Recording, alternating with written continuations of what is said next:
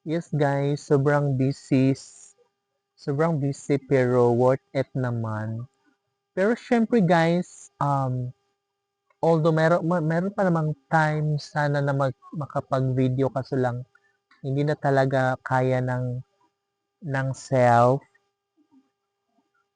oh, ng katawan kasi syempre nakakatulog ako ng bonggeng-bongge. Kaya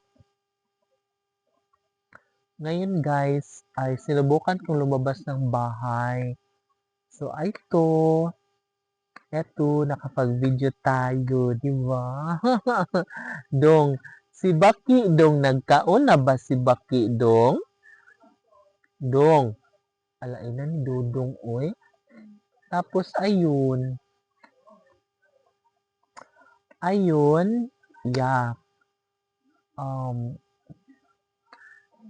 yes, magiging happy na guys yung mga appointed namin, no, mga kasamahan ko na mga appointed official, no, magkaroon na rin po sila ng honoraria.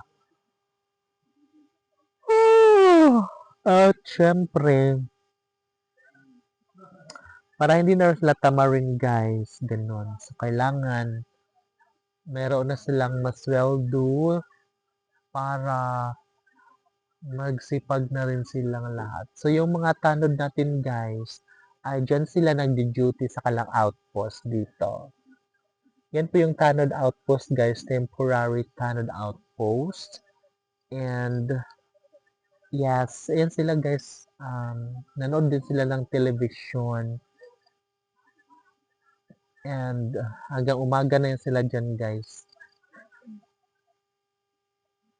So po, ano yan sila, apat, dalawa ang pwedeng maunang matulog at dalawa din yung huling matulog. Pagkatapos na matulog ng isa, gising naman siya ng duty at matulog na naman yung ano, nagigising. At syempre, ayun guys, yon laang. Kasi bukas guys, ay pupunta ako ng City Hall.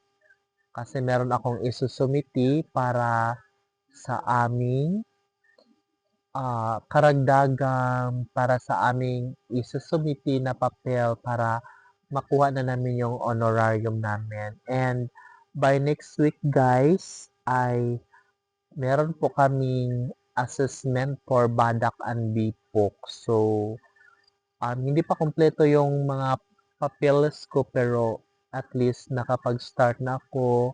Unti-unti na siyang natatapos. But then again, sa 23 pa naman yun guys. So may ilang araw pa. So yun lang.